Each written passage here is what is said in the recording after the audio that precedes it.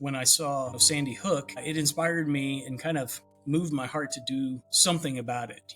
Not every parent can homeschool, or people just don't have peace of mind while their kids are away. So while I was researching, what I could do to protect my children, there was these plates that you could put in their backpacks, but they weighed like 15 pounds. And I thought, my kindergarten's not going to be able to carry that. And then, there was Kevlar backpacks, but they were like $350. I was like, that's going to price a lot of people out. And, I wasn't willing to spend that on something that, the zippers are going to break like every backpack, the bottom's going to wear out. So I thought, what about something that they could carry with them that's lightweight but provides some level of protection? We spend hundreds and hundreds of dollars on select soccer or football pads and equipment and Nike tennis shoes. Why not something that's actually going to help protect them and could possibly save their life? Hey, let's welcome Ted Boyd, CEO of Everyday Armor LLC. Welcome to the show, sir, and good to see you. Thanks for having me on, Danny. How are you doing I'm today? doing good. Thank you for joining. So, what's your story? How did you start this company, and what do you do as your full-time job? Today, I want to tell you about a book I'm reading. It's written by 25 veterans of the U.S. Armed Forces, all graduates of the Masters of Business for Veterans program at the University of Southern California. The book is called Veteran Stories of Transition and Transformation. It collects the personal stories of veterans written in their own words. Pick it up for yourself or a veteran you love. Check out the link in the description for 10% off. Yeah, so I started Everyday Armor as I had a kindergartner, and my son had just been born, and my wife was a professor, and I kind of started it out of the need for something better in the market. With all the school shootings that were going on. When I saw Sandy Hook, it inspired me and kind of moved my heart to do something about it. Not every parent can homeschool, or people just don't have peace of mind while their kids are away. So while I was kind of researching, what I could do to protect my children, there was these plates that you could put in their backpacks, but they weighed like 15 pounds. And I thought, my kindergarten's not going to be able to carry that. And then, there was Kevlar backpacks, but they were like $350.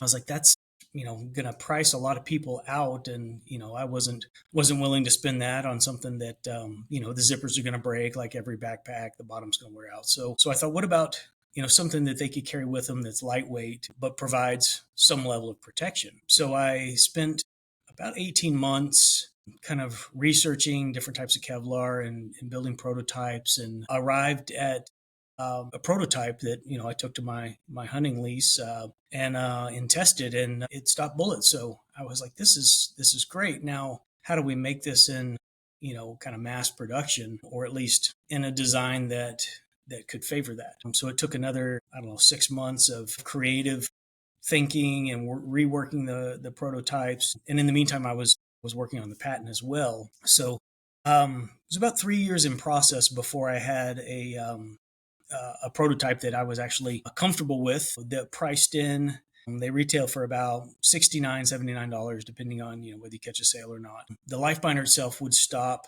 your most common handguns: 9mm, 40 caliber, 45, all of the ones that had been used predominantly in school shootings. But then also there's a pocket system that allows a plate to be inserted into it, and now it provides rifle protection. So of all the school shootings out there, about half of them are done with a 9mm or 40 caliber, and the other half are assault rifles. So I was looking at what could I do that would allow a parent to buy something and then perhaps upgrade it as their child got older, and could bear more weight. So the base model, the LifeBinder, is all Kevlar, weighs about 10 ounces, so you don't even notice it. And then once you insert the plate, now you're covered from assault rifles, pistols, all of those different threats that have been predominant in school shootings. But it weighs about 5 pounds, so about the weight of a textbook. So that's kind of what got me started. And then when COVID rolled around, none of the kids were going to school. There wasn't any school shootings, so I kind of ventured into more standard gear. things for police, security guards. I do a lot of business with recovery agents or, repo officers, military people, and then, just civilians. More into the standard stuff after about 2020 when the schools were kind of shut down at that time. And do you still sell that armor to protect children as well? Yeah. So I still carry that. I also had a backpack shield model that I've since revamped. It was all Kevlar, but it only provided level 2 protection. And now I can use. I have those manufactured and at a level 3A, which is the same level that the police bulletproof vests are. It offers more protection. There hasn't been any school shootings with a 44 mag, which is what that's rated as. But that extra thickness, if there was a shooting, that extra thickness is going to stop a 9mm or 40 caliber much better with less backface, less impact. It disperses it better. So it's just a higher level of protection for slightly more weight. It's about 1 pound and 2 ounces, and it's about a half an inch thicker. And let's say a parent is listening to this podcast. What would be the best way to purchase one of these body armor protection equipment for a child? Yeah, so the easiest way is to go to my website, everydayarmor.net. And everything's listed there, or they can reach out to me like you did on LinkedIn, and we can negotiate, especially if it's like a PTA group or something where there's multiple people wanting to come together. Then we can certainly offer a bit of a discount off of the the individual kind of rate. All right, I will link your website in the description. So if you're listening, please go and check it out and protect your child. Staying on this topic, we can only protect them, if they put this Kevlar on or backpack. It's only the upper part of the body, right? Nothing protects their legs or arms or the head. So do you think there could be some other ways to improve the chances of survival in case something tragic happens with the school Sure. shooters? Yeah. So with the device, you're right. It's fairly small, fits in the size of a notebook. Yeah. So I have the LifeBinder right here, and you can see it fits to the spine. Mm-hmm. It attaches to the spine, so you've got free movement of the rings. This is my TCU notebook. Very thin. It's flexible. And then here's the pocket where you can add the steel plate, and you can see the Kevlar on the inside there. But essentially, it's in the notebook. When they're in class, it's not in their locker, away from them. So if there's something, then they would sit, in kind of, I don't know, the duck and cover. But I would suggest, putting it in front of your shins and ducking behind it. Mm-hmm. And, this is made for, smaller children. When it's in the backpack, if there was an instance where they were able to run away, then you just lean forward so that your head and upper torso is covered as you run away.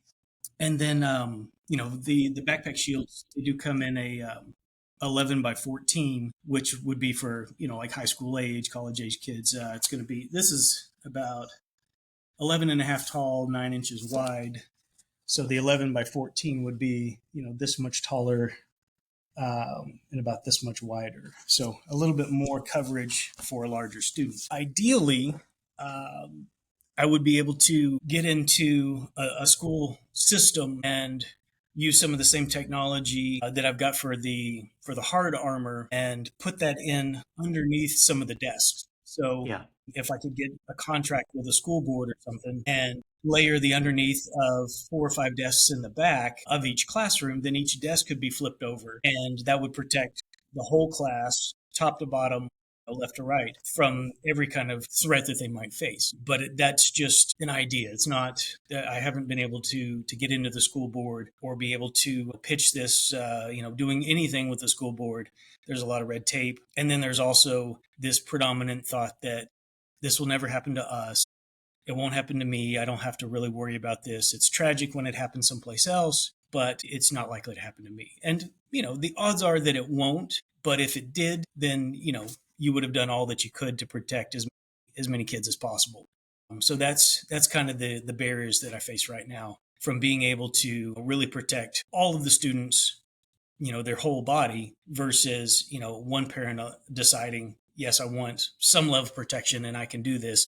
And it doesn't take an act of Congress to get that through. All they do is they just buy it. So it's I guess some societal changes, or some people need to be a little bit more available and a little bit aware, in the school system, the decision makers, and then we could move forward and make all the schools much, much safer. Yeah, and I can connect you with a few folks from, I know a few professors from colleges, and I'll have a teacher. I think he's a award-winning on the county level, a teacher somewhere in the South.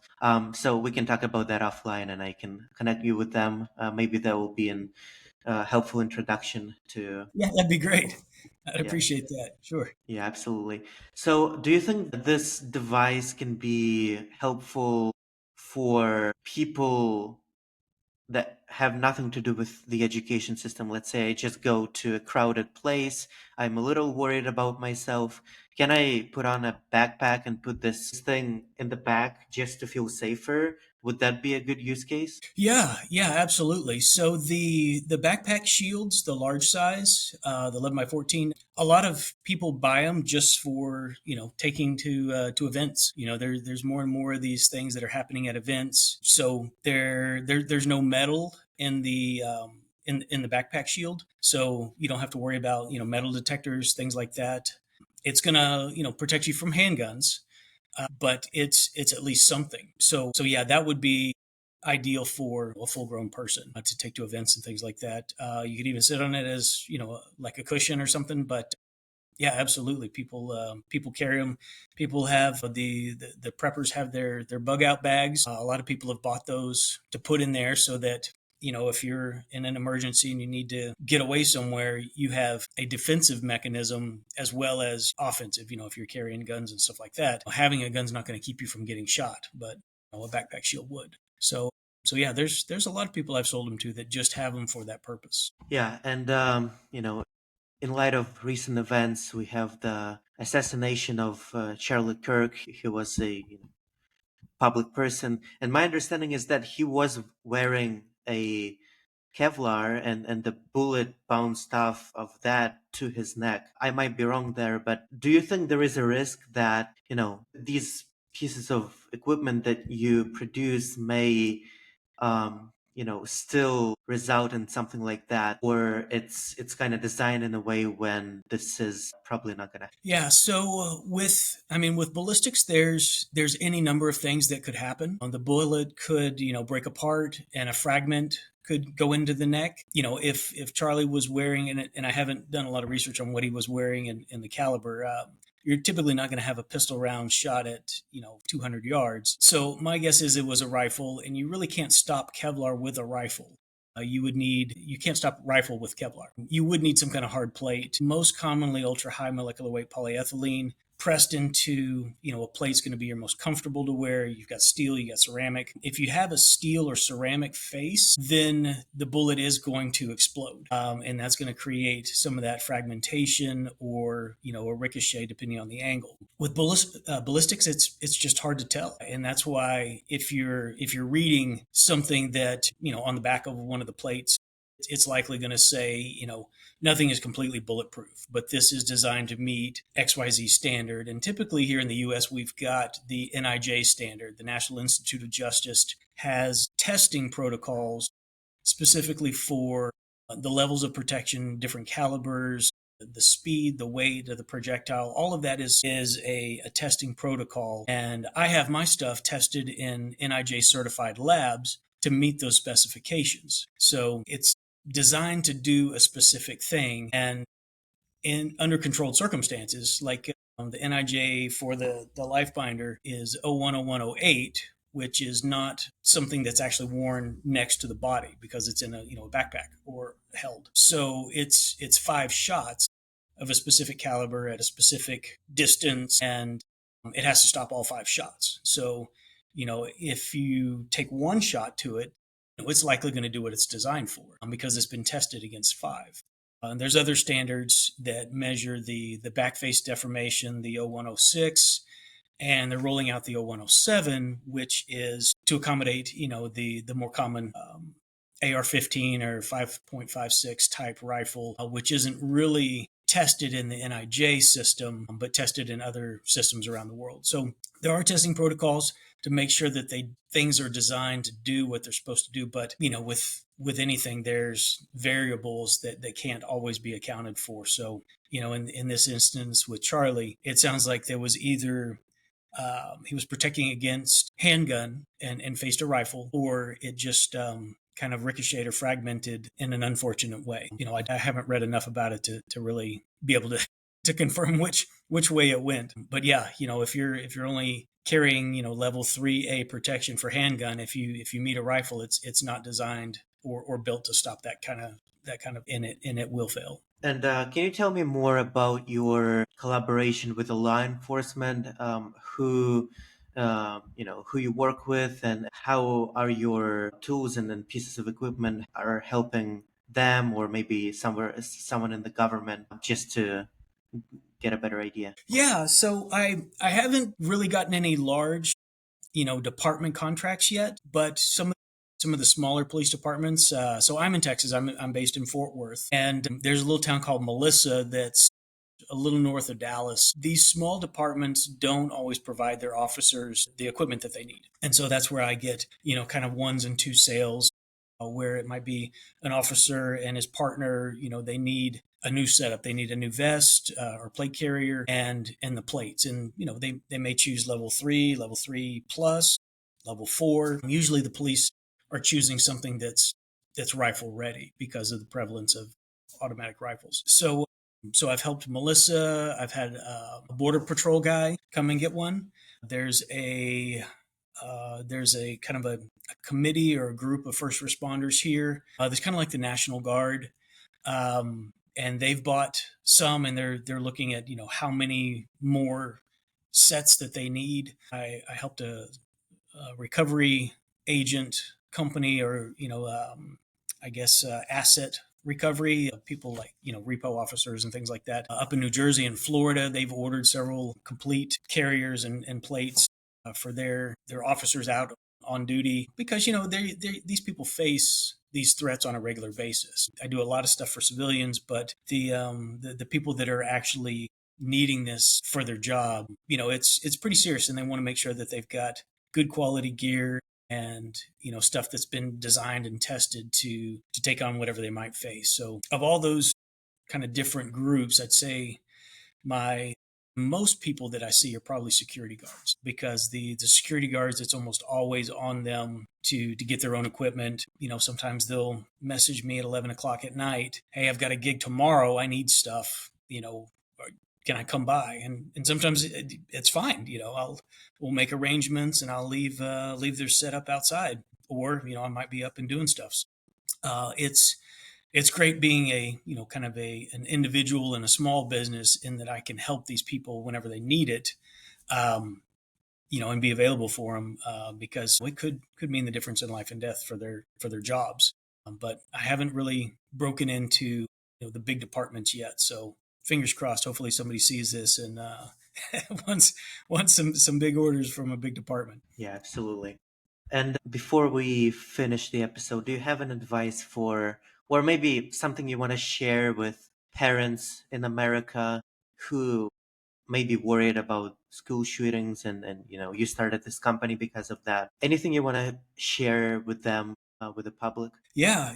I mean, we all love our kids. I think that's pretty universal. And these backpack shields are light. They last for years and years. I mean, you go to McDonald's and you get fast food for 4 people. It's $60 or $70. Why wouldn't you spend the same amount on something that could protect your child in a crisis? And it's not just school shootings. There's tornadoes and stuff. These things absorb bullets. They're going to absorb flying glass. There's lots of utility for them to protect your child. And if something happened, you would know.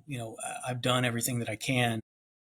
So it's a small price to pay for peace of mind and to make sure that you don't have that guilt. If you've seen this and you decide it's not worth it, and something happens to your child, how bad would you feel? I mean, that's a terrible thing to carry around. So, I built this to protect my children. I had parents asking, hey, can you build one of these for me? And so that's how I kind of launched this company. So it's just trying to do all that we can to protect our children. They're our most valuable things, and we spend hundreds and hundreds of dollars on select soccer or football pads and equipment and Nike tennis shoes. Why not something that's actually going to help protect them and could possibly save their life? So that's kind of my pitch. All right. Well, thank you, Tad, for joining and for sharing all this. And hopefully, your equipment will save lives and will contribute to the solution of this problem. Appreciate that. Thanks, Danny. Thanks for having me on, and good luck with your podcast. And we'll talk to you soon.